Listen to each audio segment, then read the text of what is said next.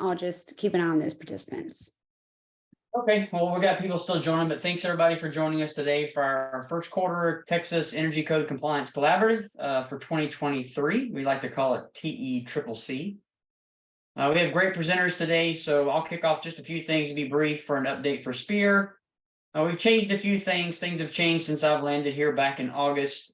We changed the newsletters. There's now 4 separate newsletters, including SPEER's general newsletter, our policy newsletter, local government newsletter with the CELC news, and our building energy codes newsletter. So we use them to provide more important information, training announcements. It also includes registration links to sign up for the training. Each week a different newsletter rolls out, and the building energy codes newsletter drops the 3rd week of every month. This one was a little bit early because we wanted to get the announcement out for today's meeting, but mine normally rolls out in the 3rd week of each month. So if you haven't already, you can feel free to sign up. You can go to our website, eepartnerships.org, and you can go on the news tab, and under the news tab is a newsletter archive link. After clicking that, you'll be presented with the sign up selection where you actually can pick one or all of the newsletters. So SPEERs continue to strive and bring you important information regarding energy efficiency news, policy, local governments, and any energy code changes that are happening around Texas. Lastly, if you or anyone that you work with would like to donate a bit of your time this year to be a presenter for any of our webinars or in-person trainings, please feel free to reach out to one of our staff members and let us know, and we will get you on the schedule. So that helps us get that going. Thanks again, or I guess we'll go ahead and get started. Liz, are we at critical mass? Are we getting ready to start? Yeah, I think this is great. And we can Okay. send out this recording to everyone after as well. And I just wanted to note that I put that link that you were mentioning in the chat. Yes, thank you. And so with that, and we will get started. We got a lot of presenters today, so we'll get started. Dean and Michael, if he's on currently, you have the floor. All right. You guys can hear me okay? Sounds Yes. good. Perfect. Well, hello, everyone. Good afternoon. This is Dean Gamble speaking. I'm a technical manager for the Energy Star Single Family New Homes program, and I'll be kicking off the presentation, and then Michael Brown, who helps support the Energy Star program at ICF, will finish up and round out our slides. Will be 15 or 20 minutes long. So today I'll be talking about providing a quick overview of the Energy Star Single Family New Homes program. And for some of you, the program might be brand new. Others maybe used to participate a decade ago or heard about it a decade ago and are just looking to get back up to speed. And I'm sure some of you on the call have been longtime partners. Regardless, we've had more interest in our program over the last year than in quite some time for some obvious reasons, which I'll talk about. So I'm happy to be sharing some of this information with the SPEER community today. So I'll start off with a quick intro and overview of what Energy Star requires, and then I'm going to turn it over to Michael to discuss the savings potential of Energy Star in Texas. All right, so let's go ahead and dive in here. For those who haven't been following us closely, the program has a long history and it's had a big impact. We've been around for over 25 years. We've certified more than 2.5 million homes to date. And while we're still finalizing our numbers for 2022, tentatively, it looks like we're actually on track to have our 3rd biggest year in the program's history. Now, why are so many builders participating? I could talk about rising corporate expectations. I could talk about how we're a stepping stone for other above code programs like DOE's Zero Energy Ready Homes program or Passive House US program. I could discuss how we're a trusted government-backed label, or that we have the highest consumer recognition of any new home energy efficiency certification program. But today, since we're a little short on time, I'm just going to focus on the one that's the biggest driver in Energy Star interest at the moment, and that is that certification can help unlock incentives and tax credits. Approximately half of all Energy Star certified homes last year received an incentive of some type. And as you may have heard, if you've been following the news, starting this year, the federal tax credit for efficient new homes is tied directly to the Energy Star program. So this is called 45L. I just want to hit the highlights. For homes and dwelling units that are acquired on or after January 1st of this year, the base level federal tax credit is specifically tied to meeting the Energy Star program requirements for single family, multifamily, and manufactured homes. And a larger tax credit is available for homes that are certified to DOE's Zero Energy Ready Homes program, which requires Energy Star certification as a prerequisite. And this is actually a pretty big deal. This last bullet, the tax credit has been extended through 2032. So there's a long runway for builders to make decisions about whether to participate. To provide just a little bit more detail, $2,500 is available for single family homes that meet Energy Star program requirements. From January of this year through the end of 2024, the Energy Star Single Family New Homes National Version 3.1 program requirements are required for the tax credit. And then from January of 2025 through the end of 2032, it's National Version 3.2 that is referenced. One important caveat to all of the tax credit information is that we're waiting for guidance from IRS on a handful of issues, including how regional and state program requirements overlay with this, but that shouldn't be an issue that impacts Texas, at least in the short term. Moving on, $500 is available for multifamily units meeting the Energy Star multifamily new construction national program requirements or regional program requirements that are applicable to the dwelling unit. And a larger tax credits available for multifamily projects that meet prevailing wage requirements. And then finally, for manufactured homes, meaning those that fall under the HUD code, $2,500 is available for meeting the most recent program requirements for that sector. And this is really a big change from the old version of 45L. It's this is the reason really that we've had so many more builders than ever before asking about what Energy Star requires. So that is a good transition into my next topic. What does Energy Star actually require? I'm going to give an overview today specifically for the single family new homes program. And the short answer is that it requires a good energy rating that's done the right way with 2 added comfort features, 4 indoor air quality features, and a set of durability details. Now let me walk through these in a little bit more detail. Let's start with that good energy rating. I think almost everyone in Texas is already familiar with home energy ratings, either the HERS index or ERI ratings. I know that there is a state code compliance path based on HERS ratings. And so, this is a topic that is probably very familiar to many people on the call. But for those who haven't heard, it's an assessment by a third-party verifier, a home energy rater, of each home using visual inspections and diagnostic testing. Typically, 2 inspections are done, once before drywall and once again right before closing. And this allows the home to be rated on a scale of 0 to 100. The lower the score, the better. And really, we think that every builder in the country should be doing an energy rating. Otherwise, you're just flying blind in terms of how efficient your home really is. Fortunately, we know that a lot of builders are doing just that. About 300,000 homes are being rated annually. They're almost entirely new construction as opposed to existing homes. It was even a bit higher last year. It was closer to something like 330,000 homes. And you can actually see that Texas is far and away the leader in terms of the absolute quantity of rating. So that is great news. So the next step to make it a good energy rating is to think about more than just doing the rating itself. An energy rating is just an assessment. And so that's a critical first step, but it doesn't mean that the home is actually good.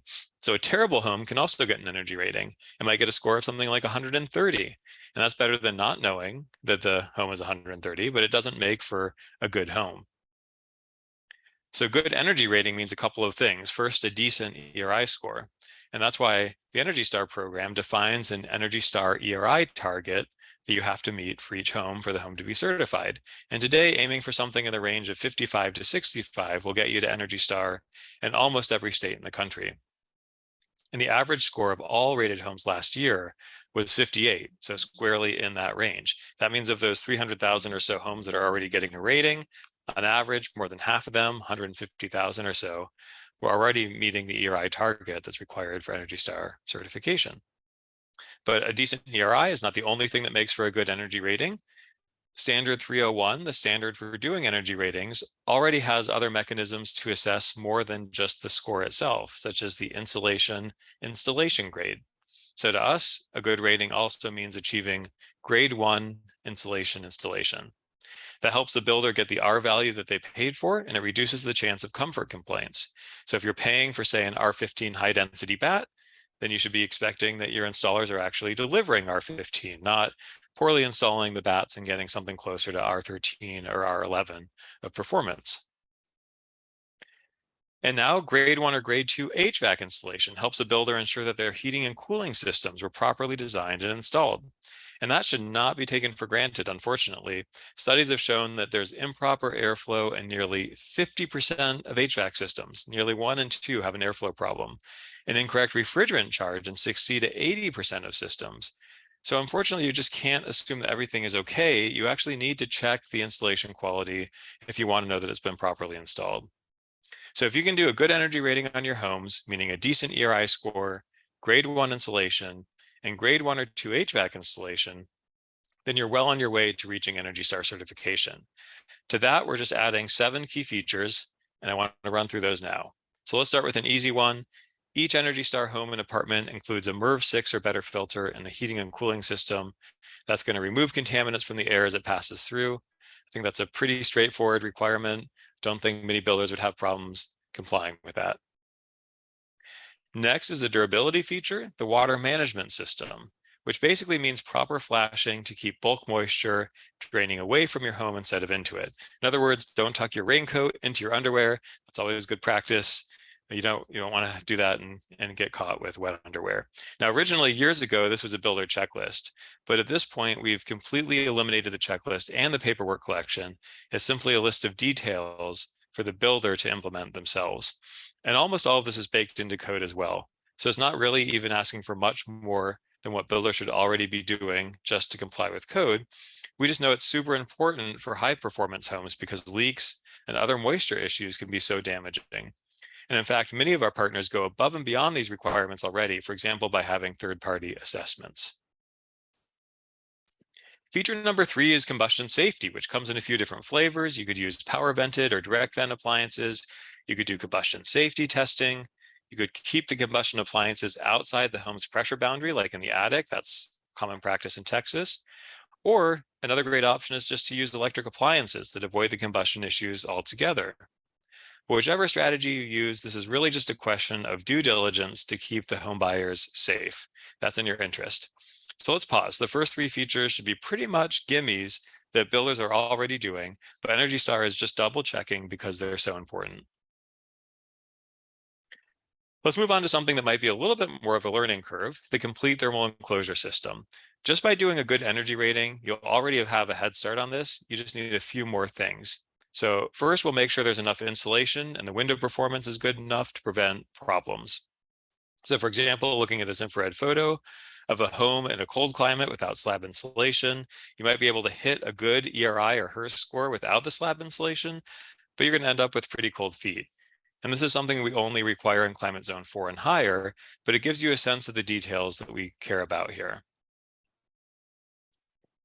Another part of a complete thermal enclosure system, and one that you'll already have if you're doing a good rating, is grade 1 insulation.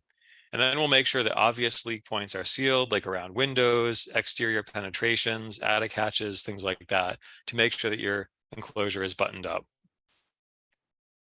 And there's one other part of the enclosure, and that's the framing. I know it doesn't look like much when it's spread out, but if you picture all of the studs in a wall collapsed together, a standard wall is about 1/4 wood. You're basically building 75% of an insulated wall and about 25% of a log cabin. And wood is not a great insulator, so that's a lot of area to lose heat through. But with some attention to consistent on-center spacing, 3 stud corners, and ladder blocking, things along those lines, we can bring that framing fraction down from 23% to say 19% on average, about a 1/4 reduction. And that's a huge win, obviously, because that's less framing that you'll need to buy, and it improves the performance of the wall. So just to conclude this measure, most of this has been integrated into code by now anyway, but code inspectors don't always look for this stuff real carefully.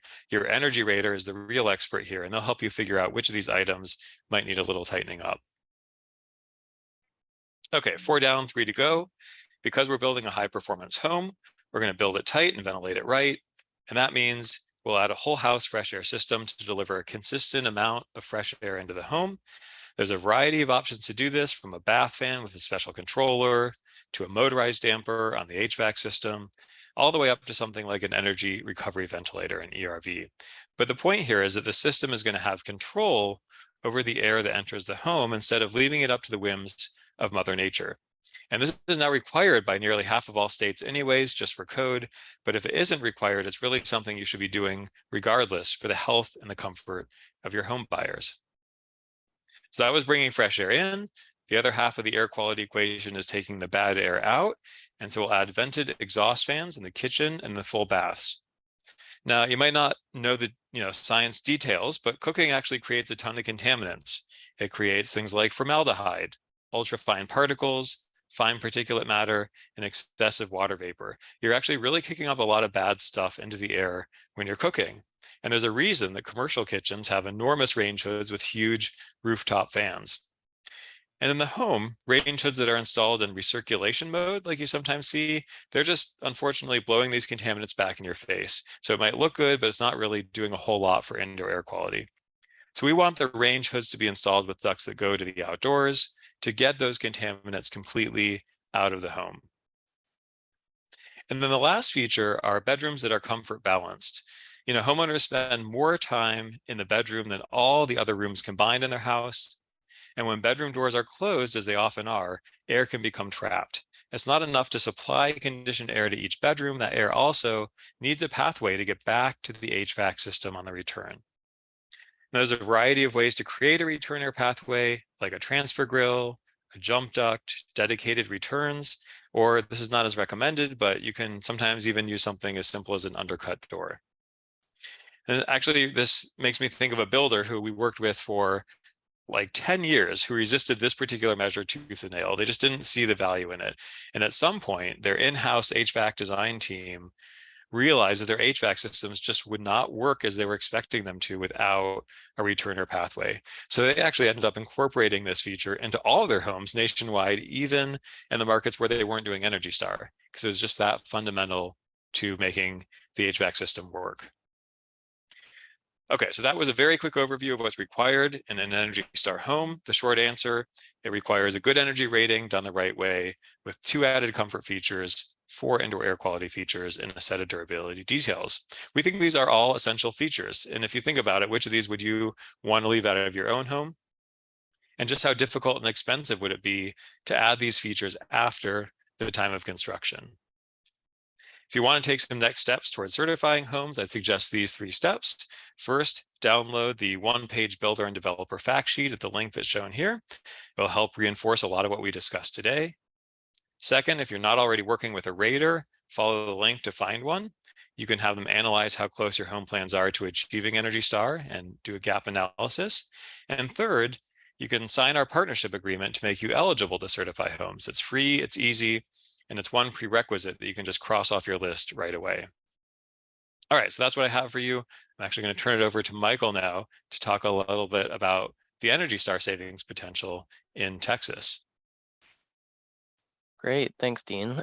So again, I'm Michael Brown with ICF, and we support the Energy Star program, and I'm going to walk through a few slides here about program savings. EPA estimates savings using the U.S. Department of Energy's methodology for evaluating cost effectiveness of residential energy code changes. That one's a little bit of a mouthful. I usually just say the DOE methodology. But this is the same methodology that DOE uses to evaluate new IECC code versions. And this approach models prototypical buildings across a range of climate zones, fuels, and foundation types, but uses the parameters in this table here for the home's geometry that's generally consistent across the country. In this case, we used Ecotrope to model homes and produce savings estimates that I'll go through in the next few slides. So using this methodology, EPA produces costs and savings documents. A portion of the results in these documents I'm showing here in this table. One of these documents estimates savings for version 3.1, which EPA implements in states that have adopted the 2012, 15, or 18 IECC model codes. Just to quickly walk through this table, first, the columns that are highlighted here show results for climate zones 2 through 4, which are the climate zones in Texas.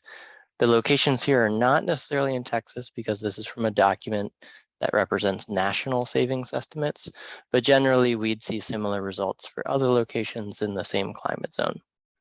Another key thing is that we look at two types of homes.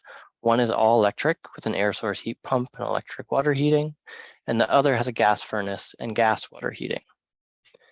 Then annual costs are estimated for the code home, the 2012 IECC in this case, and the Energy Star home, which is version 3.1 here.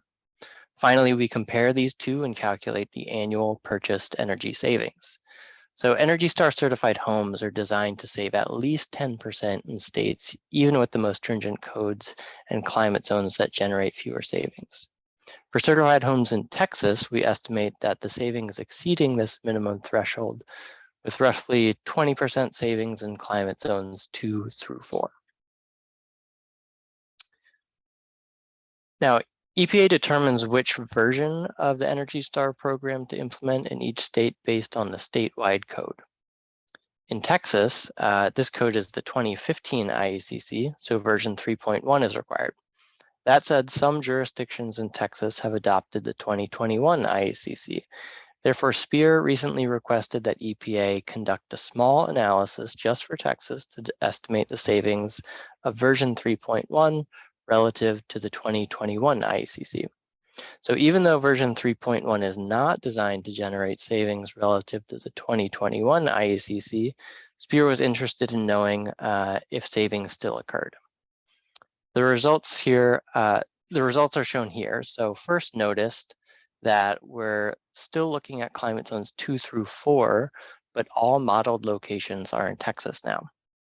And you can see that the savings are smaller than the previous slide, which is expected, but version 3.1 still saves somewhere in the range of roughly 5 to 10% over the 2021 IECC.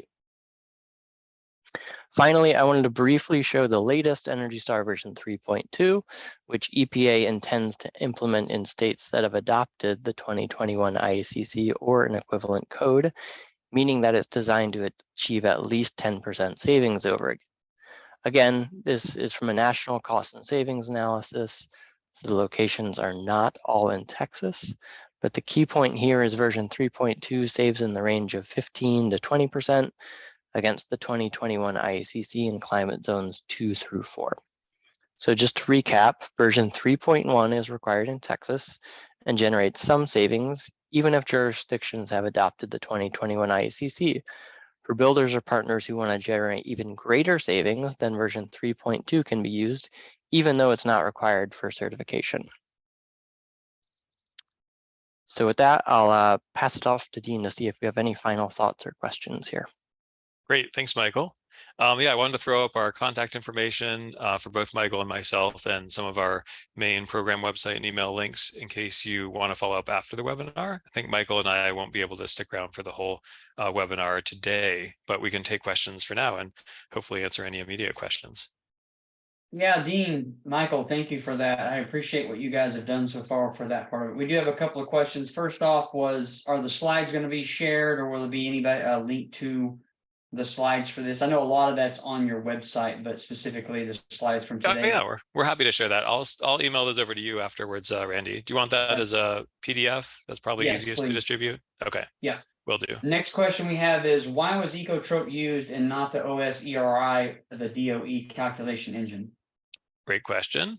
So we actually make use of both of those tools, but in this particular case, for our cost and savings analysis that we post on our website, we use ecotrope because it's basically an illustration of savings. And we often have partners who want to take those initial savings estimates we've done at the national level and tailor them. And it's easier to kind of hand things off for them in ecotrope, which is a little bit more user-friendly than OSERI. So I actually work with Michael, behind the scenes to do more robust analysis with OSERI in terms of programmatic savings estimates and that sort of thing. But the ecotrope approach, which is, the primary software that's being used today for energy ratings, is what we use for the cost and savings document. Perfect. Another question came in while you were answering that. It says, what was the driving savings for the last case for the 2021 against the Energy Star? What was the biggest driving factor for saving more energy than the previous 3.1? Yeah, that's a great question. So, overall, the target the Energy Star ERI target is more stringent for 3.2 than 3.1. So just to give you a little context, Energy Star version 3.1 generally requires about 55 to 65. And version 3.2 is a little bit, more like 45 to 55, but a lot of homes are going to fall in Texas in the 50 to 55 range. So it's a more stringent ERI target. The underlying features that drive that target are things like ducts and conditioned space, a high efficiency water heater, 2021 IECC insulation levels, and then typically, Energy Star caliber efficiency levels for appliances and for heating and cooling products, climate specific. So the big change between 3.1 and one of the big changes between 3.1 and 3.2 that we're starting to message to builders is that in 3.1, you could sort of pick either ducts and conditioned space, or you could pick a high efficiency water heater. Whereas in 3.2, you really need to do both of those things to start to get down to the ERI range of, 50 or so, which is what you need to achieve 3.2. But that's all, that's nothing is mandatory in terms of what measures you have to use for the efficiency side of things. You're basically given the ERI target you have to meet, and then you can mix and match your measures until you hit that target. Perfect, thank you. And for those that are on the call that we probably have heard this before, and I went through it on a previous webinar, was with that Energy Star, and thanks for doing the analysis for that. That was based on an R6 ductwork, even though 2021 states R8. Energy Star still does that and still has the savings for that. So that was why we had to clarify that and make sure that a lot of cities that were adopting 2021 knew that that could be a possibility. Mhm. So guys, I appreciate that. If there's any more questions, let us know. Otherwise, we will move on to the next one. So on deck now is Fred Yarborough from SECO.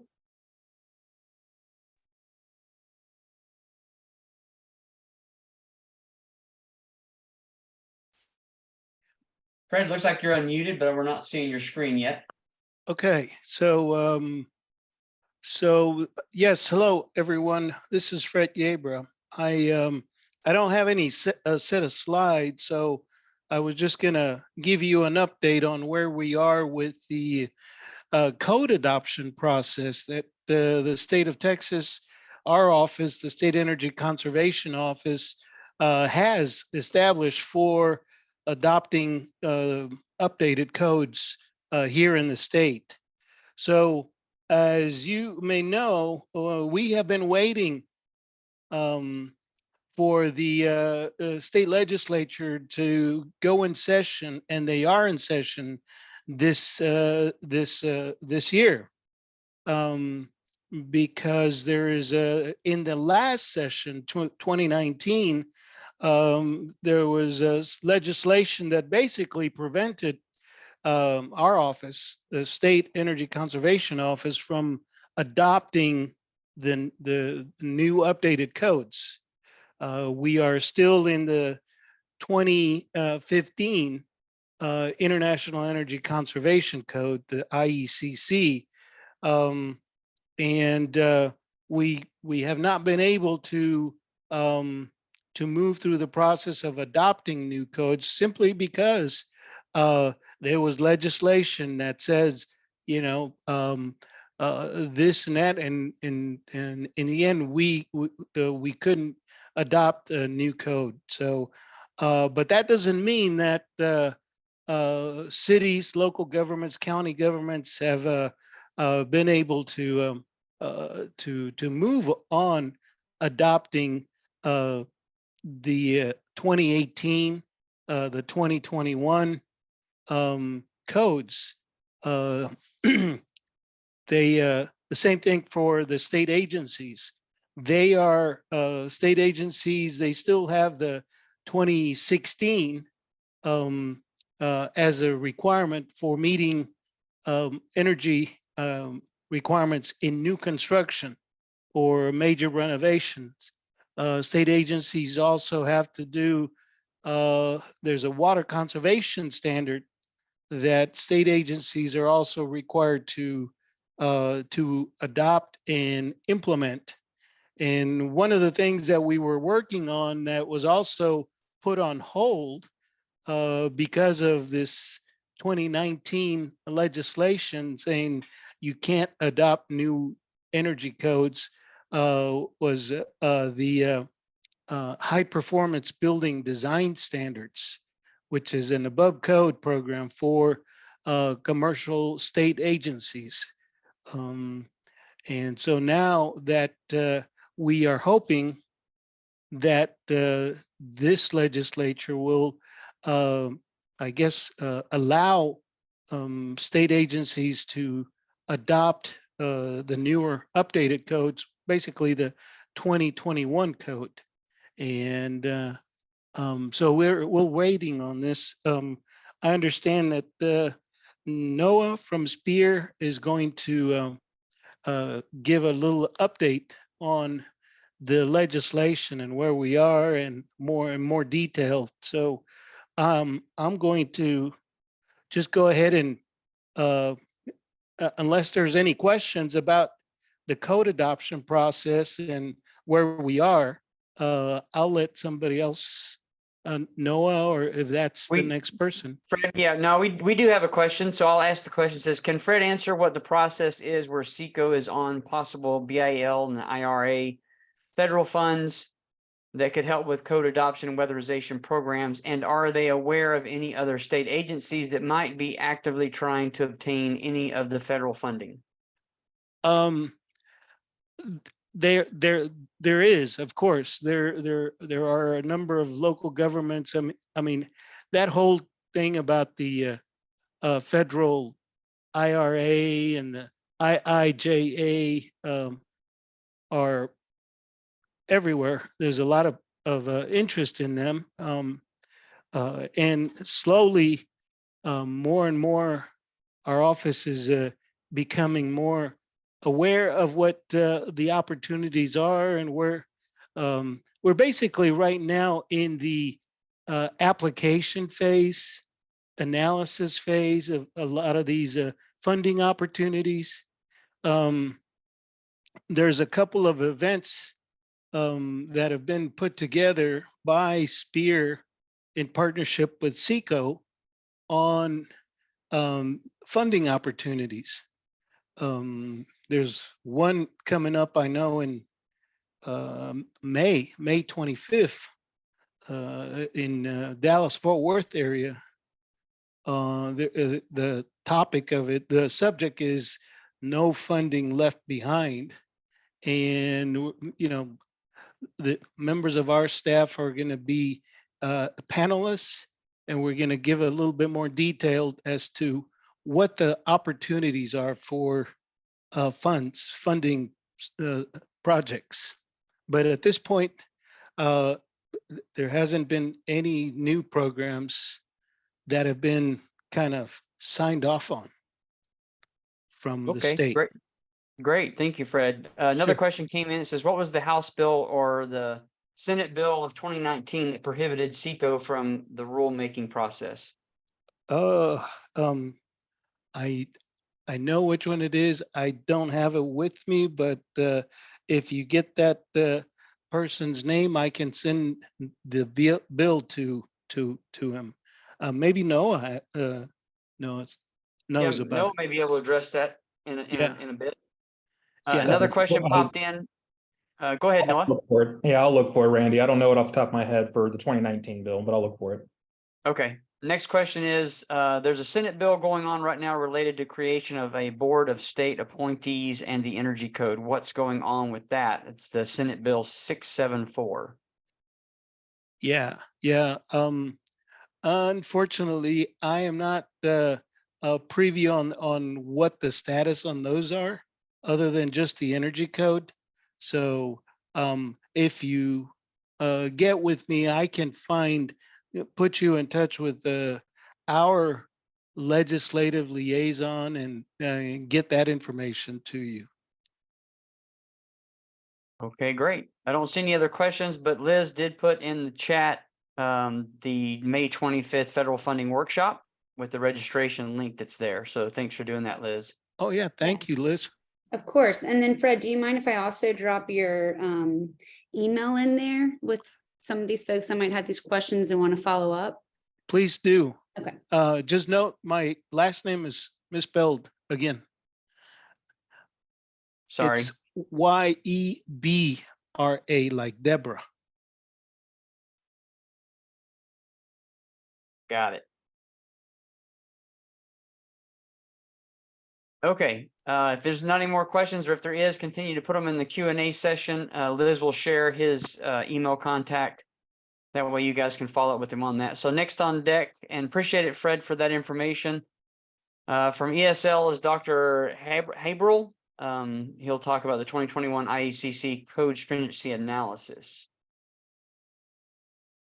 Good afternoon, everybody. I have a presentation. I guess I can share my screen here, or what's happening? Yes, you should be able to. Okay.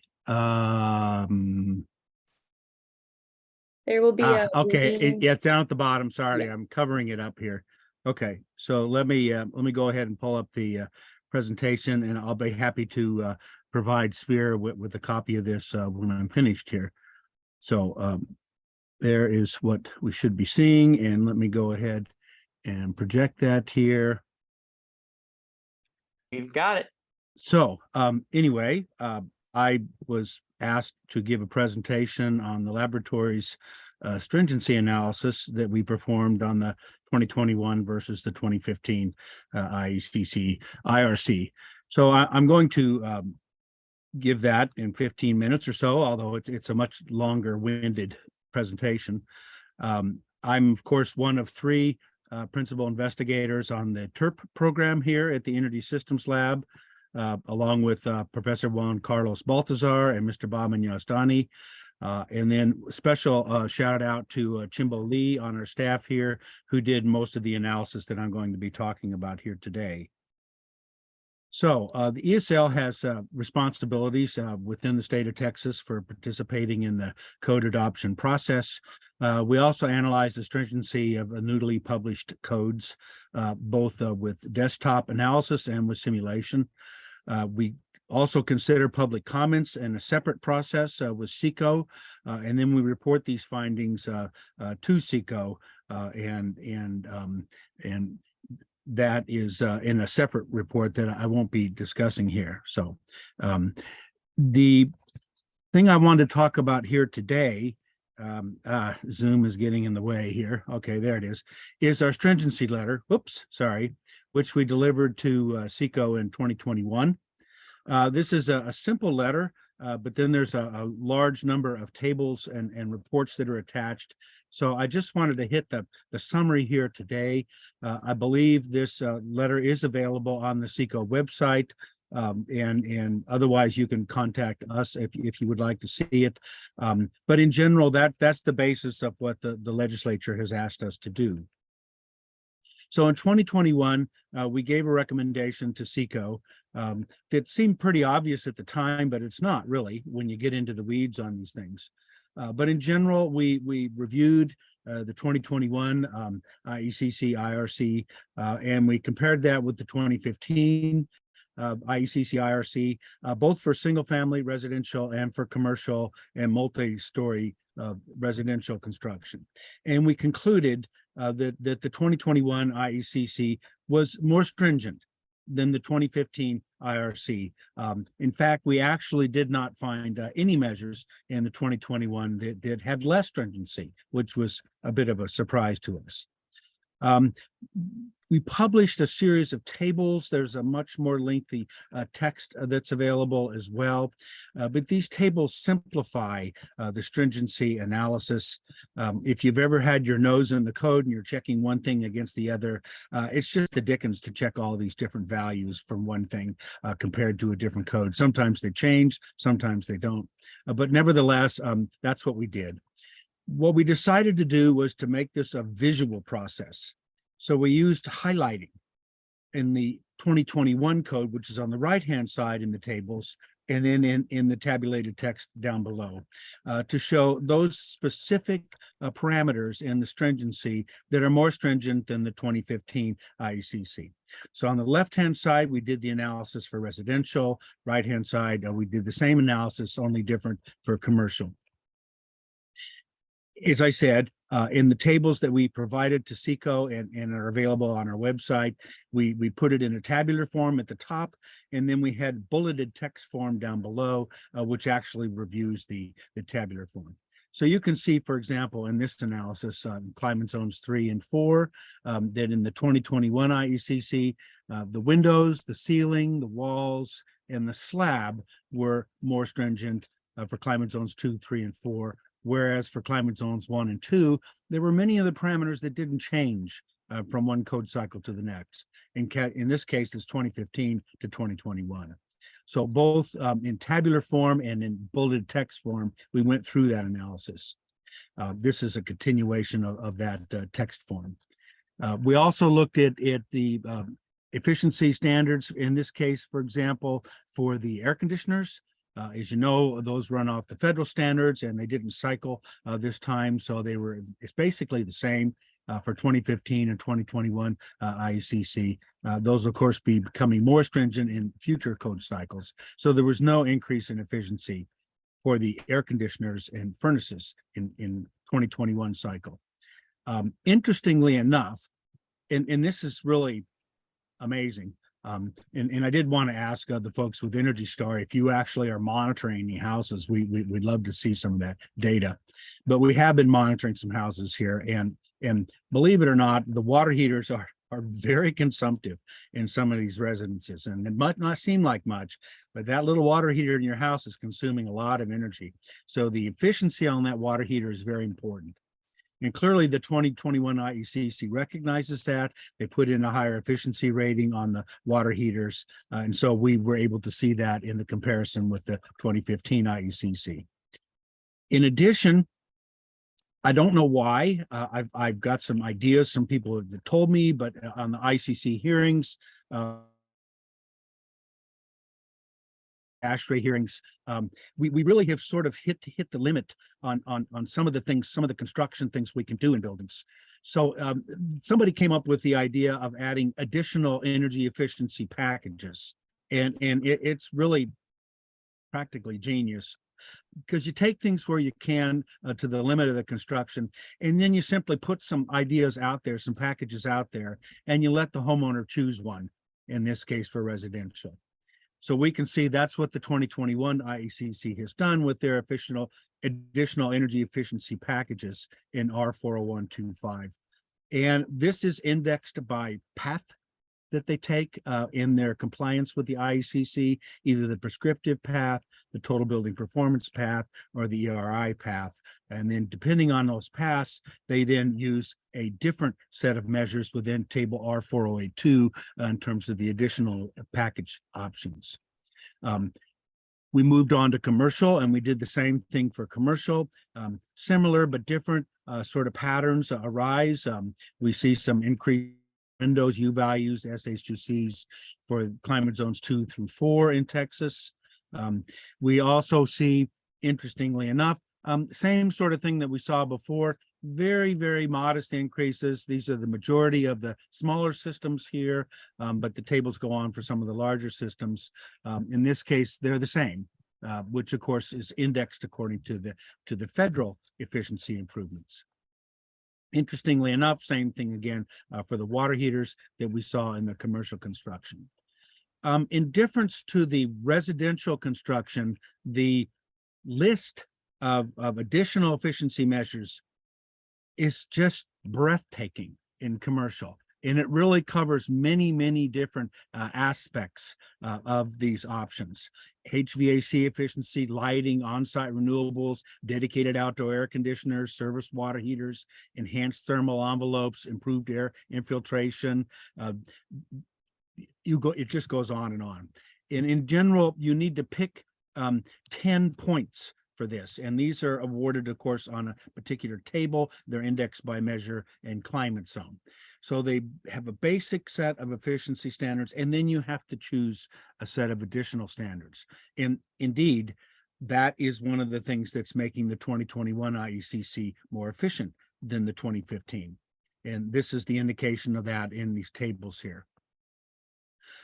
Lastly, depending on which option that you take, for example, if you choose to use the energy cost budget in 90.1, which is considered equivalent to the IECC, then you simply have to come up with a building that's 85% of the annual energy cost of a reference building.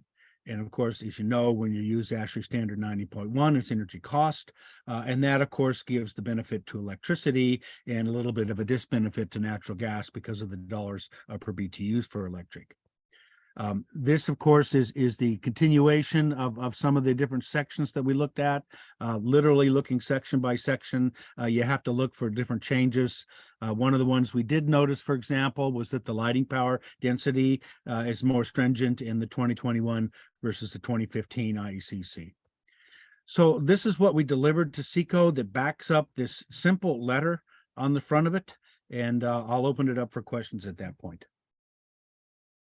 Wow, thank you, Doctor. I do have a question. There's not anything in the chat yet or the Q&A, but a question of, and what I've been seeing with cities that are adopting 2021 and are amending out the additional efficiency measures.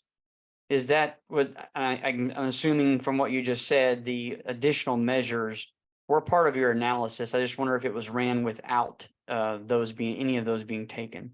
We have worked with a number of those cities, and in the applications that we've seen, it does meet the compliance of the TBEPS, which is the 2015 IECC.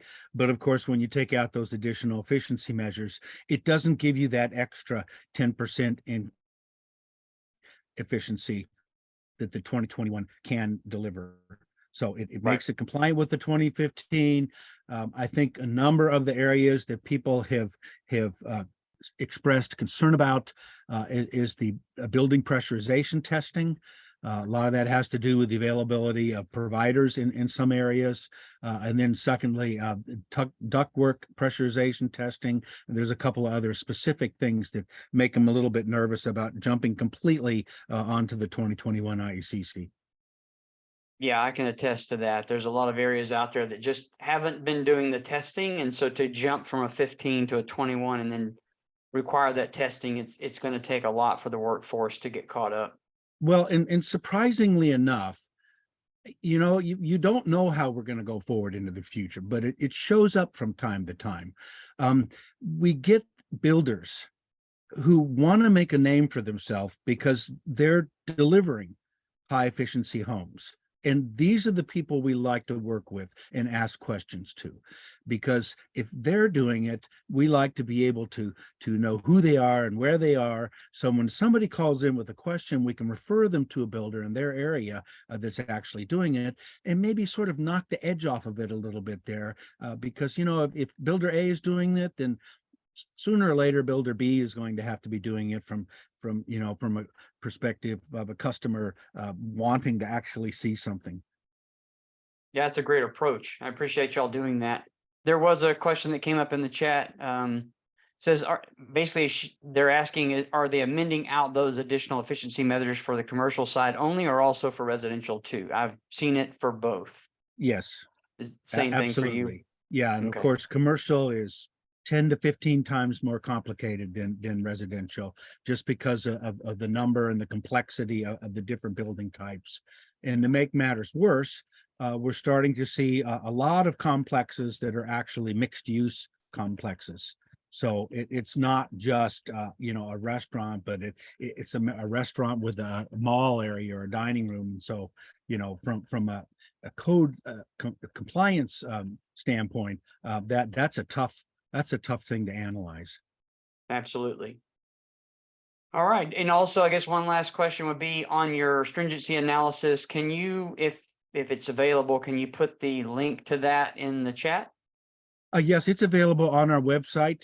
So you just come to the website, you go to the TERP side. I can certainly put that into the slides when I send them to you.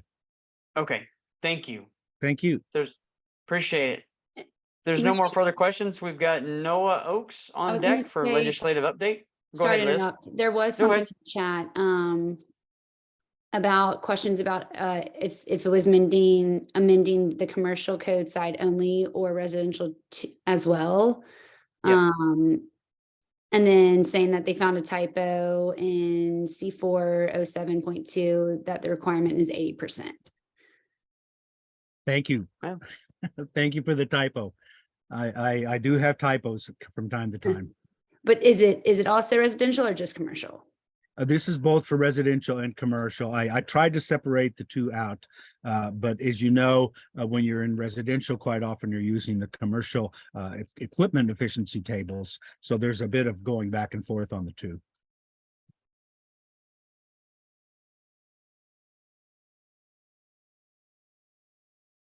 Thanks, Patricia. She basically says, no worries, the typo was in the code book. So got it. Okay, Noah? All right, I think you guys should be seeing my screen. We've got it. Oh, wrong thing, pushing the wrong button. There we go. How are we looking? Perfect. Excellent. Well, as mentioned before, my name is Noah Oakes. I'm the State and Local Policy Manager with SPEER, and I was asked to give you all kind of a brief legislative overview. So that's what we're going to do today. For just Texas, mind you, this is kind of the Texas legislative session at a glance. As many of you know, they meet once every other year for 140 days. And this year is the 88th legislative session. And since it's began filing legislation on November 14th, we've had over 9,000 pieces of legislation filed. SPEER is currently tracking about 180 total bills, give or take a couple.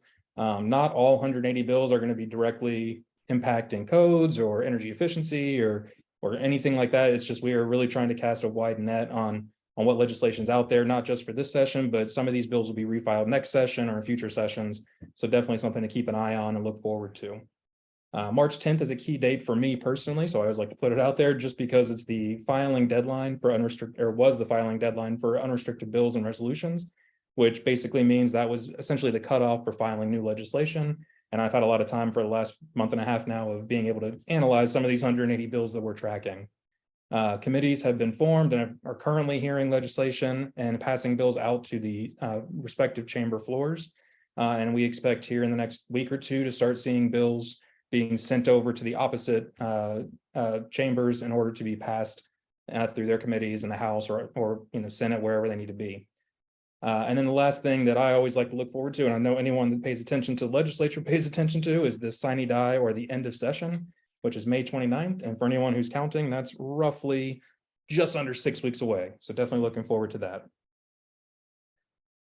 And so first, I want to give you guys kind of an overview of SPEER's legislative priorities. Again, not all of these are going to be directly impacting building codes, but many of them have kind of tangential impacts on codes and the way you all work and your efforts. And then I also have one of our priorities on the next slide you'll see is building code updates.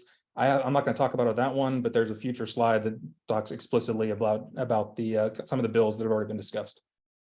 So to start with, energy efficiency, resource standard, and demand response incentives is that very first bullet point. SPEER supports these efforts to increase energy efficiency in the state to really reduce total demand, but also increase reliability and resiliency in the state. And there's a handful of bills that are looking specifically at these particular goals that we have. Specifically SB 258, HB 4784, and HB 3964 are all relating to energy efficiency goals for the investor-owned utilities. The main one that's been heard is SB 258, and that was heard last week. SPEER presented as a resource witness and provided testimony in support of that legislation. It is still ongoing through negotiations, but ultimately what that would do would be would change the goal from a percentage goal to a set megawatt or megawatt per hour goal, as well as a request for study to be done periodically looking at various aspects to energy efficiency programming and trying to require a little bit more of programmatic changes that SPEER has talked about, for instance, looking at some of these programs from a portfolio standard level for cost effectiveness versus a program level, or look at maybe the low income, hard to reach programs and determine where there might be some wiggle room to increase spending and focus on those communities. That bill was left pending in committee, and like I said, is still working through negotiations to our knowledge. We continue to try and answer questions and be a resource where we can. SB 114 is specifically focused on demand response and residential demand response programs and requiring the utilities to incorporate these plans into their programs. It was also heard last week and has been left pending in committee. We have not been actively engaged in being a resource for that one, but we have definitely been tracking it. We also have HB 2263, which is relating to kind of natural gas conservation, energy conservation programs. And this would ultimately set up kind of the guidelines for an energy conservation program for natural gas distribution companies. Something it's in the early stages. It was reported favorably out of committee, and we'll continue to monitor that. And so that's kind of all the energy efficiency area that we've been looking at. We've also been tracking appropriations funding, which is really going to be through House Bill 1 this year, which is the General Appropriations Act. It has already been through the House and it is on its way to the Senate intent calendar. It is by law the only piece of legislation that has to be approved and passed by the legislature, and it seems to be on its way to doing so.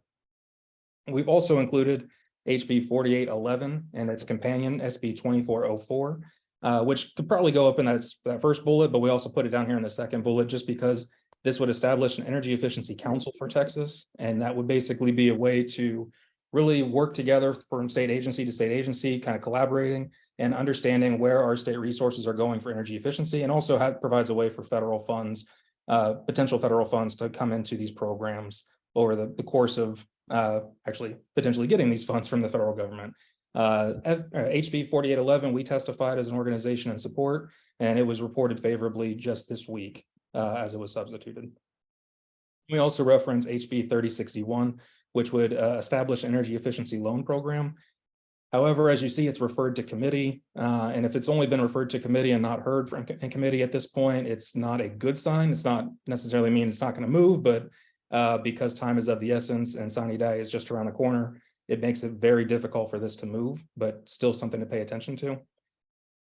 Another tenet we're looking at here, our priority, is looking at equity. And as I mentioned, and SB 258, for instance, and other bills, equity, although we don't have any bills explicitly pointed out here, we try anytime we're asked about bills or anything like that, we try to incorporate equity in our response to understand some of those concerns of low-income communities and how we can better help out low-income families, especially as you all are aware, that have home envelopes that are not as efficient, that are causing a drain on their pocket, so to speak, and really having them shoulder a disproportionate energy burden compared to other communities. Our next priority is looking at workforce development. And I'll also, let me back up real quick. I apologize. I know these are all very wordy slides. I'll be sure to give these to Randy for publication so you guys can see them as well. But not really an easy way to discuss these without just kind of laying them out. So I apologize. But going back to workforce development, we are really supporting continued workforce development, especially as it relates to veterans, historically underutilized and disadvantaged businesses, specifically in the energy sector and energy efficiency world. HB 1755 seems to be moving a lot faster than most of the other bills that we've been tracking in this area. It would establish the Lone Star Workforce of the Future Fund. This doesn't explicitly state energy efficiency or energy sector job training, but what it does do is it does talk about some of the more technological aspects of training, some of the more higher skilled training that needs to be out there for everyone. And so we'll continue to track that one. But also HB 1780, which is more so primarily focused at clean energy jobs. It doesn't really seem to be moving, but it's definitely something to pay attention to in future legislative sessions, I would think. As I mentioned, I'm going to pass over updated building codes because we have a separate slide on that. So we'll skip down to transmission build out.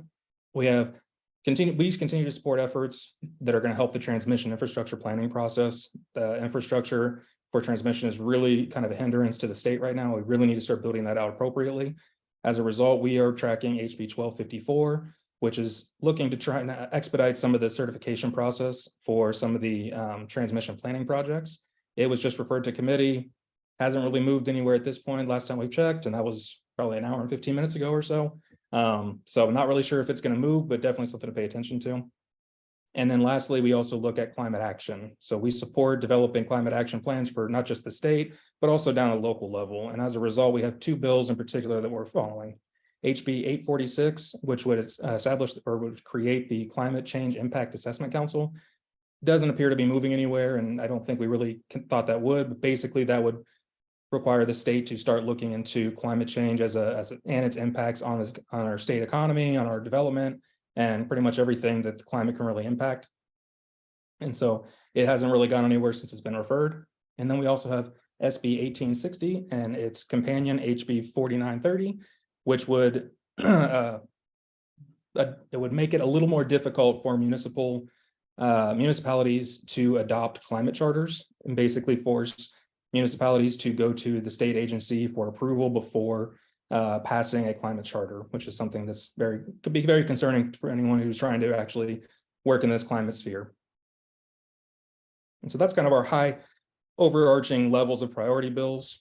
But as I mentioned, we have one specific that I think that you guys will be more interested in, is looking at bills specifically on codes regulation and code enforcement.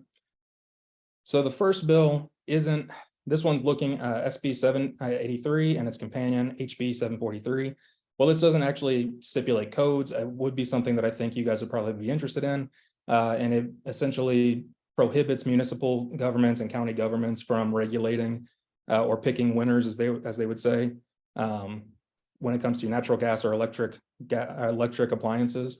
This essentially says that no municipality is allowed to bar any of these natural gas or propane appliances, systems, or components. It was referred to committee, hasn't moved since in either the Senate or the House, but keeping an eye on that. And then we get to some of the bills that I saw in the questions. So SB 674 is relating to municipal building codes and county building codes. It has not heard a hearing yet. It was referred, and I don't really see it going anywhere. But we do have HB 2408 and HB 2409, which relate to residential and commercial building codes for municipalities and for unincorporated territories as well. This was heard last week, and I think it was last week, or it might have been this week. I don't know. Everything's kind of melting together here, so I apologize. But it was heard in committee, and it's been left pending at this point. That was by Representative Ron Reynolds for HB 2408 and 2409. Our next bill here is a companion bill of 3312 and 2453, which is actually the bill that Fred had mentioned. It's a correcting bill at this point for the previous bill from 2019, which I haven't yet found that number, but I will surely get it to Randy so he can disperse it. But ultimately what it would do, as Fred discussed, is give SECO the authority to adopt increased building codes should they like, or should they feel appropriate, I should say. And also look at some of their high performance buildings and some of the materials and products and things like that. It was left pending in committee. We do know that it has support from both the Sierra Club as well as the Texas Association of Builders and Texas Chemical Council, as was discussed at the hearing. So it seems like a wide range of support there. And I would be interested to see if it likely will probably get a hearing, I would think, if I'm a betting person, but I can't really say for sure, or excuse me, pass out of committee and move to the floor. We also have HB 2127 and its companion SB 814, which is a state preemption bill, which doesn't explicitly impact building codes at this point. It would actually essentially provide state guidance for any codes that are not explicitly provided in statute to go to cities for their determinations. And it has about 8 different codes in it: the agricultural code, the occupations code, some other codes like that, but it doesn't, like I said, hit some of the other like energy and building codes because those are already stipulated in previous statute. This one was left pending in committee. There was a lot of conversation about this one because there are some concerns relating to, for instance, the occupations code and some of the licensing that has to go into that, and how that's not explicitly stated in a state code, or excuse me, in a statute to go to the cities to stipulate, and how that could be impactful to potential building codes or other, for electricians or for any other, occupation in that area. And it could be a little sticky. There was a lot of conversation, and I'm not entirely sure where it's going to go at this point, but something that we'll be monitoring very closely. And then the last thing I wanted to do was just give you guys kind of a high level overview of some of the other areas of interest for some of these bills of the state or the legislature. The legislature has really been primarily focused because of Winter Storm Uri, and we're still kind of working on that fallout, looking at bills of the electricity grid and how we can, shore up the reliability of our grid. The Senate has included several priority bills, SB 6 and SB 7, for instance, that look at potentially having the state build natural gas plants and be state owned, and also provide guide rails to the PCM proposal, or the performance credit mechanism, that the Texas Public Utility Commission is trying to pass and trying to put into, and not so much trying to pass, but trying to put into our reforms for our grid operations. We also have bills that are geared towards protecting and attacking renewable generation resources. So for protecting, we've got bills that are helping backyard solar and backyard wind facilities and products from not being discriminated against from HOAs, for instance. But we also have bills that are attacking renewables, saying that the renewable generators need to pay more their fair share of taxes, so to speak. We've got several bills that are targeting Austin energy operations because of the freeze from Friday or from February. A couple of those bills were heard this week as well. We've got the sunset legislation for the Public Utility Commission, the Office of Public Utility Council, and then Office of and then ERCOT functions. And those all seem to be moving forward. We will likely, in all likelihood, have a PUC, OPUC, and ERCOT moving forward, but something to continue monitoring. And then we have several bills filed on EVs and electrification for various sectors. Everything from integrating fees and planning for electrification and preempting cities from mandating electrification ready homes and things like that only. So I know I just gave you guys a lot there, but this is my information. Please feel free to reach out. I'm happy to answer any questions. Thanks, Noah. Appreciate that. That is a lot of information on that electrification stuff so far. So none of those have been heard. So some of them for EVs have been heard. There have been other bills that are looking specifically at, let me go back just so I'm looking at the right stuff here. So for like the fees on EVs, that has been heard and has been looked at. And I don't think anything's been passed out of committee at this point on those, but definitely I'm happy to dig into any of those just because we haven't really done too much in that area. We've really been focused on energy efficiency over the last really 2-3 weeks at this point, and that SB 258. Very good. Appreciate that, Noah. Does anybody have any questions on those? And I'm sure, Noah, your updates on those will be in your newsletters as well as they come out. Correct. And working on that after I get off this call. I'll be finishing up our policy newsletter that goes out next week. All right. Well, we'll pause here just for a second to see if anybody's got any questions on that. I don't see anything that's come into the chat. All right, next up we have Tom Merle on deck. He might be having some trouble with his computer. I maybe have to run his slides, which I can do that. Tom, are you still there? I am here. Okay, I can put your slides up. Give me 1 second. I appreciate your help. You bet.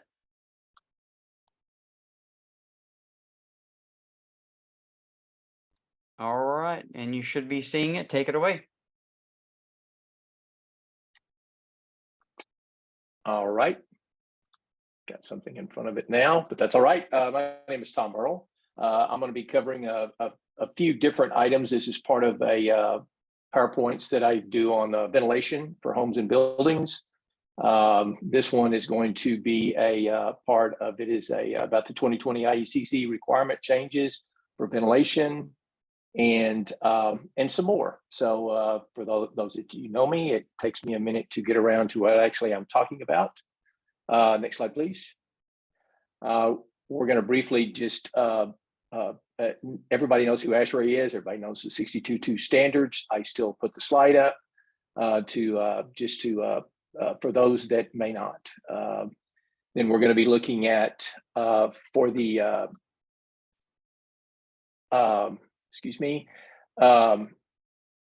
for the air leakage and testing, we've got obviously there are two methods of blower door duct blaster, but now whenever we have for ventilation, there'll be testing and verification requirements required. No specific criteria, but it is part of the overall testing and verification.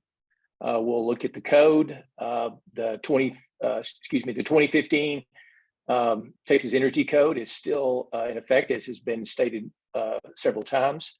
We won't have to go over that, of course, but 2021 IECC, and then there's an element of the 2021 IRC that was added that I just want to make everybody aware of that's in the code book. A few of our choices that we have to make sure that we know that there are different ways that we can achieve our ventilation requirements, and then we'll bring it to an end. Quickly, who I am. I have been in the air conditioning heating business since 1978. And you notice that I left out ventilation because I thought I knew something about the ventilation part of it. I'd turn on a switch in the bathroom, I'd hear a noise and say, hey, it's ventilating. I didn't like how that was, how I was doing that, and both on the bringing in fresh air and exhausting air. So in 2014, the company I was with started a separate company that I headed up for doing what we say is smart ventilation. And we now have two USPD patents for smart ventilation, which we're very proud of, and for smart controls. In 2020, we decided to sell QFresh, name of our company, to Venomatic in Mineral Wells, Texas. And I left and went to work for them, developing new products and opportunities to improve and enhance the indoor quality of buildings and in homes. I enjoy doing training. I do design consulting for people in the industry, and including code and technical. And I'm a member of ASHRAE, ICC, ACCA, Cattle Race Association, Ducks Unlimited. I live in Brock, Texas with my family on a small farm. Next one, please. Enough about me. ASHRAE, we all know who ASHRAE is, founded in 1894. ASHRAE is a standard, not a code, but in many or most of your building codes that you see, especially related to our industry, you see those standards enacted as code. So move on to the next one. ASHRAE 62.2 is the committee that does the residential standards and development. There wasn't one for many, many years. Just really used the 62.1, and we have the 62.2, and those are reviewed and can or not be revised every 3 years. Go ahead. Air leakage and testing. Next slide, please. As we all know, we have the two methods for our air leakage testing: whole house pressurization test, commonly called the blower door, where you have the fan that have a trained professional temporarily mounts it in the frame, and the fan will pull air out of the house, lowering the air pressure. Higher air outside pressure then flows in through all unsealed gaps, cracks, openings, such as those gaps, cracks, or wiring penetrations. If conditions do not allow for lowering the pressure in the home, the fan may also be operated in reverse. Doesn't tend to be with air pressure increased inside the home. Then our duct blaster system, which is for the leakage test of the duct system, and that's what is typically called. Duct blaster is used to directly pressure test the duct system for air leakage, much as the same way a plumber pressure tests water pipes for leaks. Sometimes a theatrical fog machine can be used along with the duct blaster to inject a non-toxic fog into the duct system to visually demonstrate the location and extent of the leakage in the ductwork. Next. Here's an example of the lower door temporarily on the door of the structure, and then a depiction of the actual pressure and then the leakage out. Next. Sources. Your major sources: floor, walls, and ceiling, 31%. Your ducts in itself, even now, are 15%. Used to duct systems were had lots of leaks. Your penetrations in your ceilings were reflective of the leakage without sealing, caulking those boots into place, sealing the returns. Air in itself is very dumb. It will take air in from wherever it can receive it, get it, and it will push air out in a very aggressive, bad way into wherever it can send it. So on the ducting side, very important to remember. Fireplaces, another location, plumbing penetrations, doors, of course, and windows, and then the excuse me, and then the fans and vents in the roof. Next. As we said, mentioned earlier, the duct blaster, we seal off typically the return. We have a duct blaster fan that we attach, and then we seal off or cover up the supply, and then we pressure test and see where our leakage is. And the most, go to the next one, our most common are connections, return air leaks, as mentioned earlier. And then the problems, that's not a leakage, but the furniture for coming up through the floor system can be blocking the registers. Then your leaks at your furnace and filter slots and duct tape failures is a way to put it. Fallen duct insulation, supply leaks, and kinks in the ductwork, restrictions of the airflow are also a problem. Next slide, please. This is a typical fresh air system as it's installed at the unit in the attic. It is not the only way to do it. This is a method, and if you'll click, this should go through a series, Randy, of pictures. Are we? Randy, next one. And then it in, and then go ahead. Sorry, I'm trying to look at this. There we are. In the way the system is brings the air in. Is it going through the sequence, Randy? I lost my vision. Yeah, it went all the way through it. I went all the way to the end of it. Okay, all right.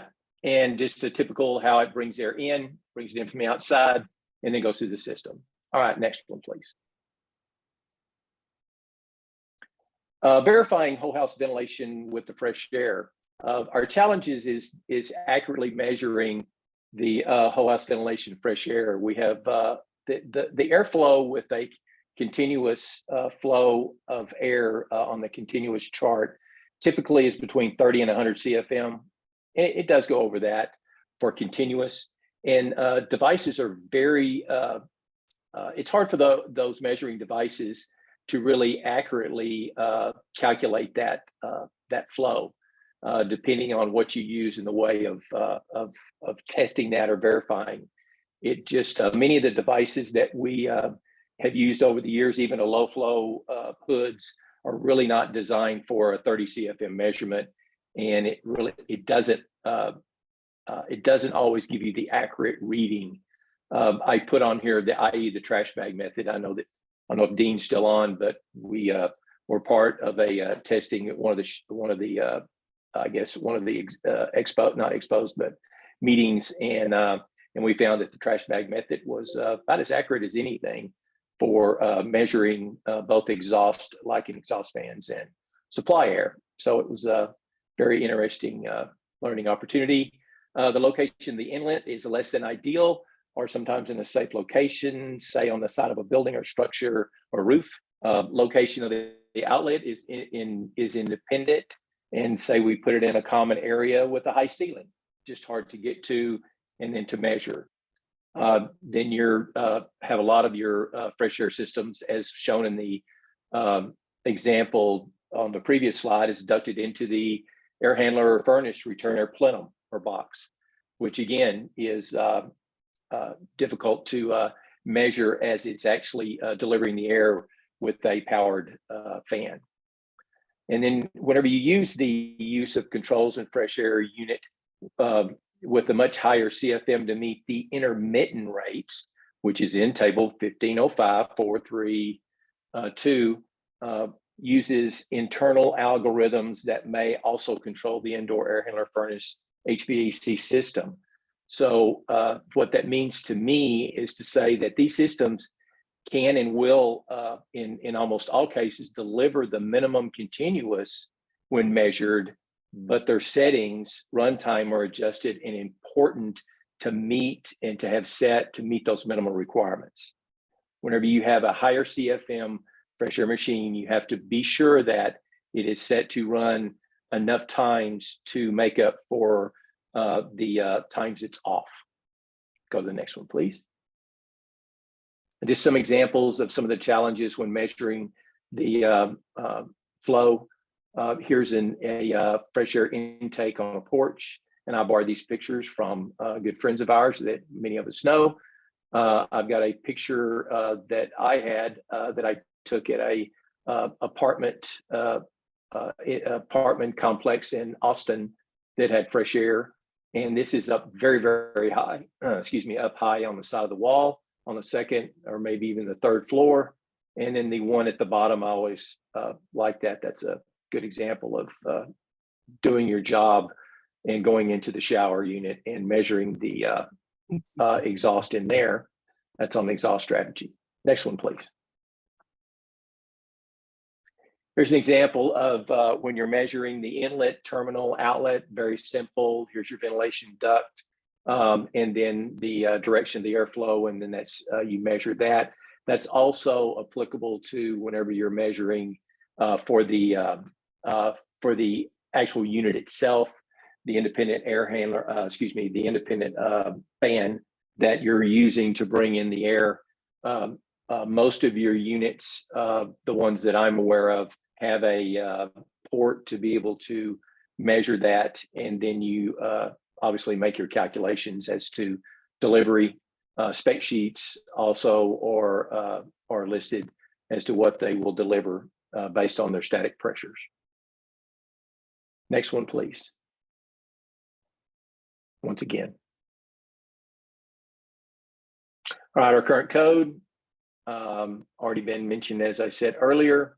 I always include is that the requirement identifies as mandatory in the IECC 2015 chapter 4 shall be met. That is for ventilation, to make sure that you're bringing in fresh air. I like the SPEER comment, which I copied and posted in my last presentation and included it here. It says, while the state of Texas has adopted 2015 as a minimum, many cities throughout the state are building better homes for their citizens by having adopted and enforced the 2021 IECC, which saves about 8% in energy cost over the 2015. And that is a direct quote off the website. I like that. I use that and include that here. Next one, please. Fan efficiency for the IECC system, section 403. Next one, please. Whole house mechanical ventilation efficiency requirements have increased significantly. This will essentially, and I have nothing against the air cycler systems or guys, nice, very nice people, do a great job, very smart, not trying to say anything other than how it is stated with central integrated duct and damper systems, which is widely used across the United States for whole house mechanical system. As a contractor, I used similar applications whenever doing fresh air with a duct and a damper. Whole house mechanical ventilation systems are now required to be tested for airflow rates.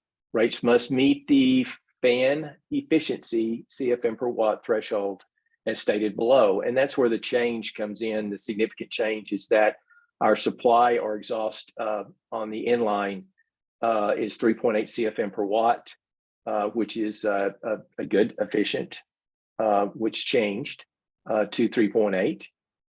Air handler is included, and that it is integrated to tested and listed HVAC equipment is 1.2 CFM per watt.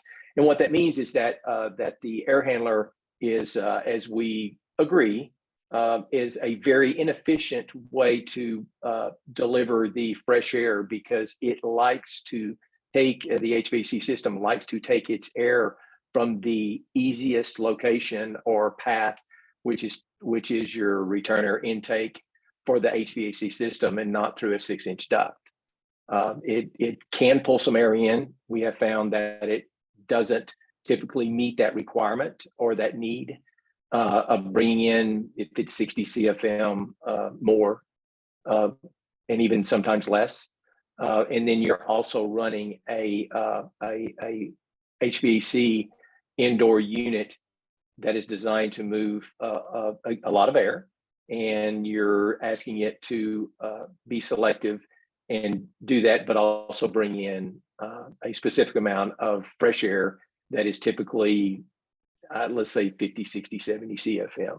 So not always a good idea, but something we did. Go ahead. Okay, on the IRC, I had one thing that I wanted to point out on that. Next one, please. On the mechanical ventilation rate, the whole house mechanical system shall provide outdoor at a continuous rate of no less than determined in accordance with the 1505.3. We know what that one is. The exception is that ventilation rate credit. This has been added. The minimum mechanical ventilation rate determined in accordance with the table shall be reduced by 30%, provided that both of the following apply. A ducted system supplies ventilation air directly to each bedroom and to one of the following rooms: living room, dining room, kitchen. The whole house ventilation system is a balanced system. Programmed intermittent controls that enable operation of no less than 25% of each 4-hour segment. You can operate intermittently by using the chart that we've mentioned, 1505.4.3. So if you do a fully ducted supply ventilation into each bedroom and dedicated to that, and again, one of the following: living room, dining room, kitchen, basically breathing zones, you can reduce your ventilation requirements by 30%, and that is now in code. Go ahead. On that, I have a quick question. So Yes. with that number 1.1, if it's ducted into a return on a plenum that supplies distribution air to each of those rooms, is that still meeting that intent of the exemption or the credit? No. Okay, it has to be an Joe actual wrote that, each and ducted. it a ducted system, yes, to ensure that it gets there through the actual delivery, the device you're using to deliver that air. Okay, thank you. Yeah, it's a good question. I had the same question for him, and at Columbus, Ohio, whenever it was introduced. All right, for the table, the RC table, again, we've seen this many times. I always include that just so that we know that that is the chart that the graph or chart that can be used. There's also obviously the formula that can be used for establishing with square footage, number of bedrooms, and it still is in effect. And then I include the intermittent whole house mechanical ventilation rate factor, which is your runtime percentage in each of the 4-hour segments. What we see is that in many cases, as at the 50%, in other words, 2 times an hour. And that means that whatever your minimum rate is, you need to multiply that times 2. Let's say 60 CFM of continuous ventilation. And if we're running it 50% of the time, we all know can do that math, or I can, 120. Next one, please. What are my choices? Next. Exhaust supply balance hasn't changed. It's a good source of source control strategy. The central integrated fan is typically what's been considered supply in years past. We now have independent fans with integrated or independent supply ducting. And it does have a pressurization, and I say impact, but it's not, depending on the amount of air, it's not going to do a lot of pressurization on the walls, but it is designed, or it will, can provide pressurization of the space.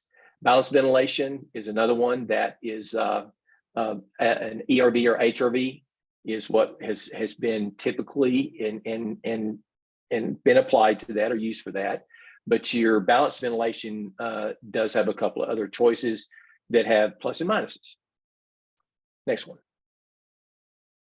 We know our strengths: low cost in all the homes, especially with when you use Energy Star bath fans, very efficient, quiet. Do have a little bit of more cost, but it's worth it. Easy installation, good source of source control. It doesn't control where the air comes from. You do have some potential infiltration of pollutants If you have if the house is in a negative, likely insufficient fresh air rates in tighter homes. And we think it is a poor choice for hot and humid climates because of that exhaust only strategy of and then having the negative pressure. Next one, please. Exhaust kitchen hoods. Those are, we have a variety of models. Energy efficient with the right fan, easy installation in most cases. Good source of control for indoor pollutants that was mentioned earlier. PM 2.5 is high on the radar, and not just radar, but what happens. It is important that in the kitchen that if there are strong odors, that is a reflection of pollutants, even if it smells good. And you can use it for compliance with standard 62.2, given the proper sizing and brand model of the hood. And the weaknesses tend to have higher cost, depending on the model. You will need to have make up the air difference if it's over 400 CFM, as in makeup air. Effective venting of ducted material. That can be a challenge depending on what your application is, where you're at. Multifamily is one that there's always a challenge. And we're concerned of some of the installations we see if it's installed properly. Flex duct is not a good way, is not a right way, which is seen above and hidden. And it's a poor choice, again, for the hot and humid climates for whole house to use it just for that, because again, you can have that in the negative, and microwave fan combos are less effective for venting. We have found in those testing of those that it has a lot of important installation challenges, venting out right, and will that fan actually deliver? But we see a lot of them obviously installed. Go ahead. Yeah, Tom, that installation installed properly. I've seen that when I was in the field multiple times with 3,000 plus range hoods or vent hoods over the stove, and it's supposed to be by manufacturer an 8 or 9, 10-inch duct, and it's installed with a 6. So improper installation is rampant sometimes. And those adapters are very important to have the right ones and follow those guidelines. Metal flex, I've seen a lot of metal flex in working with code officials and in those locations. And one thing that code officials will say or tell you is that if the manufacturer gives them instructions that says that that's an approved product, I'm always told is that will have the that will override unless they don't want it to. So the metal flex, the flexible, is not designed for that. As an example of what you said, and fully ducted to the outside is important. The recirculating ones don't do a whole lot. Correct. Except recirculate. All right. We have the what we were talking about earlier about the supply ventilation central integrated fan, which has been the predominant application, and we've got several different brands and types, either integrated into the thermostat themselves or independent. You can have separate controls that they can also interact with the exhaust fans. There's a lot of different ways that the central integrated fan also controls the air handler. So there is a lot of moving pieces, if you want to call it. It's relatively low cost installation because, as I said, many of the systems already have the control on the wall, the thermostat that will do ventilation control. And with sensors, the system can be applicable in multiple climate zones. It can reduce infiltration, unknown sources. It really has a poor delivery of the actual fresh air, and it is typically less than what is designed. And that has everything to do not with the product itself, but the actual results of that application, return air sizing, type. And so it just, it has a lot of things that on paper, it looks very good, and it does work. It does open up a damper and bring the air in. Can be a higher operating cost, especially with standard furnaces. Again, you run a lot, excuse me, and then the potential humidity concerns. We found as a contractor that the intermittent fan having its own control and will overcome or take over the thermostat can irritate the occupants of the home.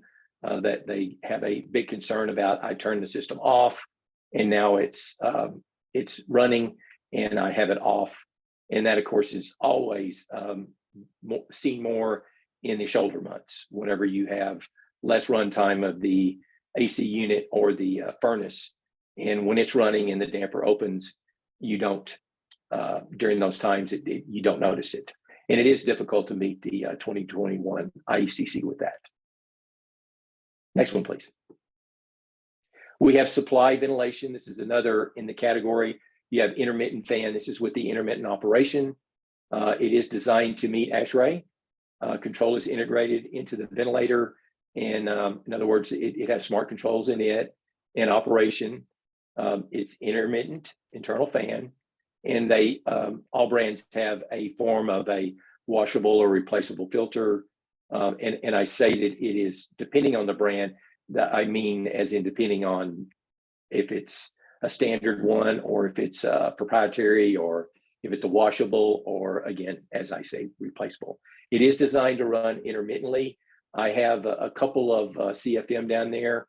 I'm not saying that they all operate at that, but it does run at a higher CFM, but it has to meet the intermittent requirements that we were looking at earlier in the IRC, is that it can't just operate on a at 30 CFM intermittently whenever 30 CFM is the requirement. As example, many of them have either standard or optional temperature and humidity limit settings, and all of them are limited, but you can set that. It is a higher cost than a central integrated fan system because it has a fan and it has controls. Typically require a 24-volt transformer and or AHU wiring to operate, because you need to tie into the system in its controls, and it does require 24 volts for it to operate. And it may, as I said, may wire to and control the AHU and cooling system and bring it on, which sometimes can be, again, a concern to the owner, the occupant. And it is not designed to temper the outdoor air. Next one, please. Another system that is designed to run continuous, but also has the capability of running intermittently, but based on a timer in conditions. It will limit intake of hot, humid, and or cold or dry. You dial in your CFM and verify 50, 80, 100 CFM, very quiet. It is independent of the HVAC unit and controls versus the other designed. It is a 120 volt system, so there is no low voltage wiring. Transformer as a standard slot for a replaceable throwaway filter, accepts up to a MERV 16, has good static. It's a compact size, fits in a very small box, so easily transported. It does have the integrated motorized damper that will open when the fan comes on and closes when the fan goes off, either by cycling on its limits or when it's off. It is an Energy Star plus Energy Star most efficient 2023 at 12 watts at 100 CFM and 9.1 CFM per watt. It is listed as the most efficient. It does have the higher cost of central integrated fan. Like the other units, it has a motor and it is not designed to temper the outdoor air. Next one, please.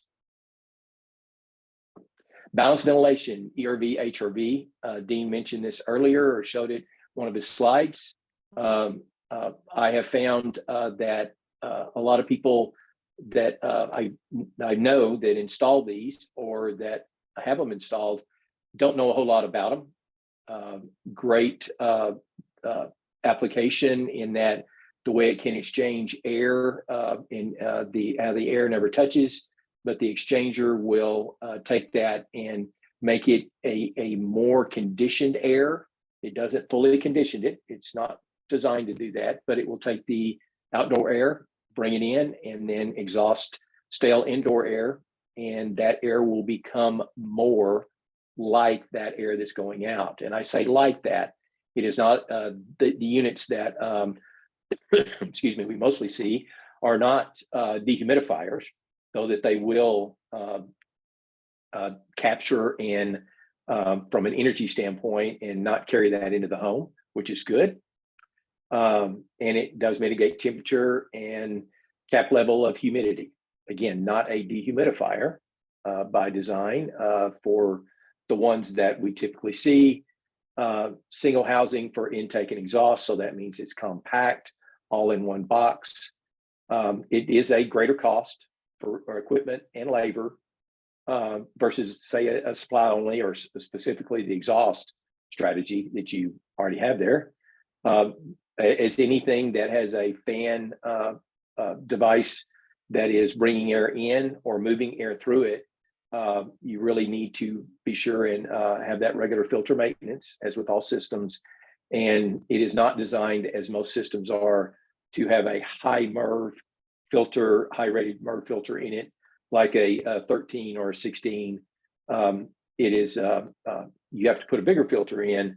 You can't just slide the one, in most cases, into the unit, if not all, in place of the foam filter that's there, and achieve your MERV rating with any type of air delivery that's needed to meet the minimum requirements. It does not, again, eliminate it. Humidity, operating cost. In some cases, they have a less efficient motor or motors or motor. And then, as I mentioned to begin with, the installation knowledge has been greatly lacking on not only how to put them in, but how they operate and how to set those up. Next one, please. Balanced ventilation can also be done with a supply air and exhaust fan, and including an exhaust hood. Energy efficient with Energy Star products, can improve air distribution. You can use existing required fans, so there's a cost neutral, and you do have a higher MERV filter option, as I just mentioned. Again, you've got the regular filter maintenance that never goes away, and it also does not eliminate humidity. It is not a dehumidifier. Next one, please. Final point, at some point, smart ventilation will go from a rule, burden, cost data, or feature to a vital element.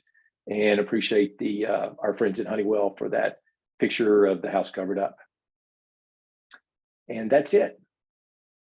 That's it for me. Great. Thanks, Tom. I do have a couple of questions. First of all, I think you did touch on it a little bit about the table from the IRC, but on the CFM per watt on that and not meeting code for 2021. So just, I'll clarify and then you say whether I'm right or wrong, but 15 and 18, you could use the air handler and get away with it. For 2021, you really can't if you're using performance and ERI. Do you know if prescriptive still, are you able to get through with that, or is that just a no-no when it comes to 2021? And from the no-no standpoint, you know, that the use of that is obviously recommended, but amendments can be made. But yes, it is my understanding is that it does not meet it. You know, I'm on the Austin Energy City of Austin committee. It's not a committee, it's a group, and there was still the discussion about ways to meet that and pass without having to go to a mechanical ventilation device. Did that answer it at all? Yeah, it's very hard to do. I get that for sure. Yeah, Jason's saying on here it does not meet the CFM per watt, which is true. For 2021, you can't do that. Second question. Yes, I did have someone ask. I'm sorry. Go ahead. To answer that question, yes. And what we have found is that some of the manufacturers that do that will use it's intermittent, and then do that, spread that wattage, if you want to call it, over the period of time, and say that it does. So, got it. Go ahead. Loophole. Yeah. And then the next question we had brought up to us on one of my webinars was location. If you had an ERV and you have the location of the duct that's pulling air out, if you put that where a normal bath fan would be to pull that air out, is that acceptable to do it that way, or should you not put it in a high humidity area? I see that happen, and especially from a cost saving standpoint. I don't like to mix that, and it doesn't mix, it never touches, but to use that for the humidity and that level of, and I'm not saying it's bad, it's all odor, but I do not recommend doing that. You know, they started doing that in Minnesota a few years ago to begin with and changed. They were using that for the kitchen also. And that became a something they didn't do anymore. So anything that has that level of potential humidity, and again, it's not the odor, they never touch each other, but I would avoid having that inside the unit.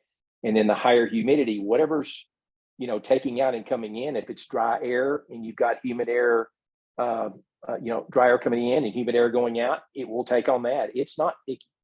It will take on whatever whatever it's taking out as to what it's bringing in. So best practice, no, but there's nothing really against it in code. There is nothing against it in code. They're doing it in some of the cities in Dallas right now. I had a contractor contact me in 2022 about it to make sure that it was that I felt like it was meeting code requirements, and I couldn't find anything. And I did ask and got nothing back. Okay. Negative. And then Patricia just added in here, adding on to Tom, we're in the Austin had a stakeholder engagement for the 2021 mechanical ventilation testing. You can check that at our guidance doc. She's listed a link to that in there. Thanks for doing Cool. that, Patricia. And then one last Thanks, question I Patricia. had was on your boxes, since I was, you know, in the field doing testing, being that those new boxes that you have that have the electronic damper at the end of one of them, since they're sealed boxes with little latches on it, do you have, or do you see any time in the future of being able to do, and I hate to say this from a competitor, but the other competitor putting test static ports on the top of those lids to be able to do testing as opposed to pairing into a ductwork to actually traverse the duct? The intake side does have a, I didn't put a red one on there, but it's got a port. And then on the outlet side, on the front of the box, there is a tab that you can take out and measure. So inlet, outlet, yes. I need to make it more knowing that it's there. So do you have a chart or a table that shows the equivalent static pressure is equivalent to X CFM, or do they go off a ductulator? Go off the ductulator. Okay. Okay, very no, good. I don't have one. Okay. Well, the only reason I say that is the other box has a table on it that kind of gives you the reference. I don't know if it matches a ductulator or if they did that in testing. Yeah, and you know, from how you test across a fan is pretty set. So Right. I know I don't have one yet. Okay, And no worries. I noted that from our last conversation for sure. Well, I appreciate it, Tom. I'm going to welcome. be beating the drum for mechanical ventilation from here to the end of the time, because with cities adopting 2021, it's becoming very apparent that there's a lot of contractors and or even maybe there's some third parties that have not had to deal with the testing side of it and just really don't know how to have that conversation with contractors. So I appreciate you being here today. You're very welcome. I'm glad I could help. Thank you.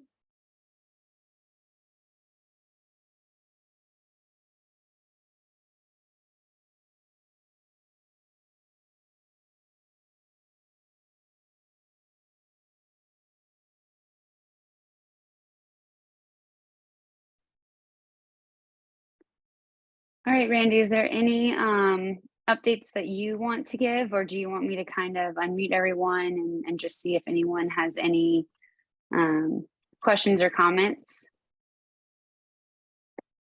It looks like you're muted, Randy. I don't know if you meant to do that. I'm sorry about that. Yes, I was talking and didn't realize I was muted, but can you see my screen? I cannot. Okay. There you go. Perfect. All right, so just with that so far, basically just talking about energy codes, just an update from me from our trainings is we've done about 10 webinars so far this year, 7 in-person trainings. It's been included about over 700 attendees for that. Our in-person trainings have included cities from Austin to Bryan to Round Rock to Dallas to Lubbock to Amarillo. And I still continue to drive throughout the state of Texas and Oklahoma. In June, we'll be part of Oklahoma's weatherization training for the Oklahoma Department of Commerce. It'll be held in 2 days, 2 trainings per each day. So a half day and a half day for training, one done in Oklahoma City and the other done south of Tulsa. These trainings will basically focus mostly on home weatherization as well as HVAC building code stuff, what's required now from manual JS&D. And then HVAC best practices also. And these will be held for the regional weatherization staff as well as the HVAC weatherization contractors as they kick back off their weatherization program in Oklahoma. We'll also be restarting our ambassador program very soon. We'll be working together to discuss and find solutions to challenges in the advancing of the adoption of the energy code for the 2021 and the enforcement of the being compliant with updated energy codes as well. So thanks again for joining us today. Our second quarter TECCC meeting is currently scheduled for Friday, June 23rd. That is always tentative. We'll work around the schedules as they come through and see who can actually join at that time. If we have to adjust, please watch for the announcements in our newsletter as we get closer to June. And if no one has anything else, we appreciate it. And you guys have a great weekend. We'll hold here for a few minutes to see if somebody has another question. Doesn't look like it. Liz, thank you for joining us with that. Thank you for helping me out with that, with the webinar. Oh, we I do have some appreciate hands it. raised. Todd. Go ahead. Yeah, can you hear me? Mhm. Yes. Great. Randy, you just might want to put out to see if anybody that's on the call has any updates that they want to offer as we close out here, to see if somebody has anything that they want, if they're from an agency or something. I know Patricia was on the line. If anybody's got anything they want to put out. Absolutely. Floor is open. Yes, I've unmuted everyone as well. Oh, okay. Yeah, sure. Not a problem. AEGB is going through our residential ratings update. We should be having a meeting in 2 weeks to go over the first round of feedback, and then we'll be opening back up again for another round of feedback. And the idea is to publish that in the fall, get all our ducks in a row over the summer and publish in the fall to have a new rating version. And then I know many of you know that I'm on the 2024 Energy Code Committee. Yesterday we had a great 4-hour meeting, and it was so great. We're going to have a 5-hour meeting next week to finish everything up. But there's a lot of stuff coming in the 24. So it's good to see that we're all transitioning to the 21, but the 24 is just around the corner, and there's a lot going into it. There's a lot of goodies, I think, on both sides of the aisle. And if you're more interested in seeing what's coming up, I think most of you guys know my contact information, but I can put it in the chat too, but just give me a holler and I can help you out. That's great. Thanks, Patricia. Appreciate that.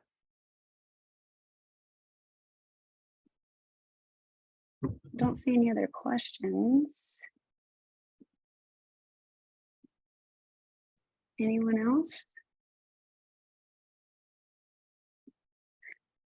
Patricia, I'm going to add yours to, it looks like it just went to the host and panelists. So I will copy your email address and put it in the chat for everyone. Okay.